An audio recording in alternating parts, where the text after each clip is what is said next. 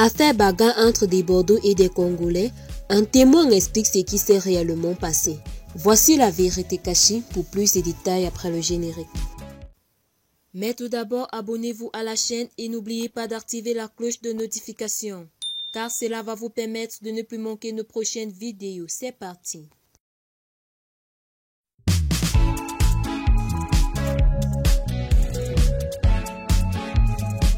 Sur l'affaire concernant la bagarre de Bordeaux Likonfa dans une discothèque avec des Congolais, un témoin de la scène explique ce qui s'est réellement passé. Ces dernières heures, Bordeaux Likonfa, artiste chanteur du coupé décalé, fait la une des réseaux sociaux suite à des informations qui circulent sur la toile selon lesquelles il se serait bagarré avec des Congolais dans une discothèque à Abidjan.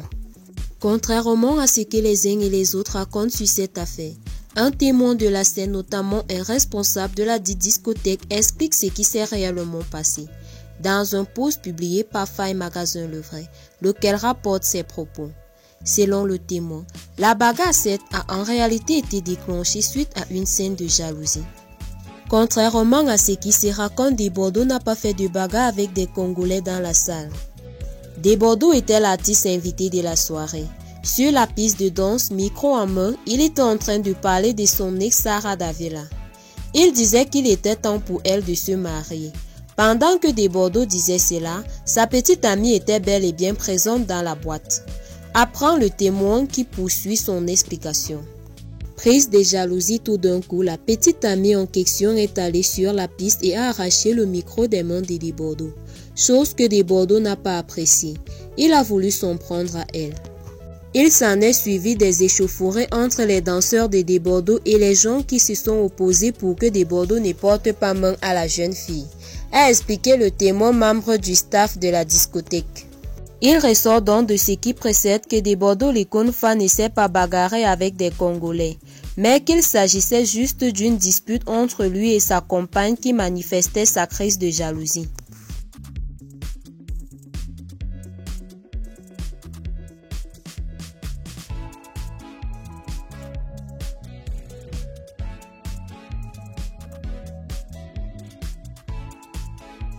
Coupé décalé, l'heure de la Renaissance a sonné. L'année 2022 s'annonce déjà très riche en projets du côté des artistes du coupé décalé, qui sont décidés plus que de redonner vie à ces mouvements chers à Doug Saga que certains trouvent déçus depuis le rappel à Dieu de son roi incontesté DJ Arafat. Une bataille stratégique se prépare afin d'exporter cette musique ivoirienne à l'international et de s'imprégner du trône laissé vacant par feu DJ Arafat.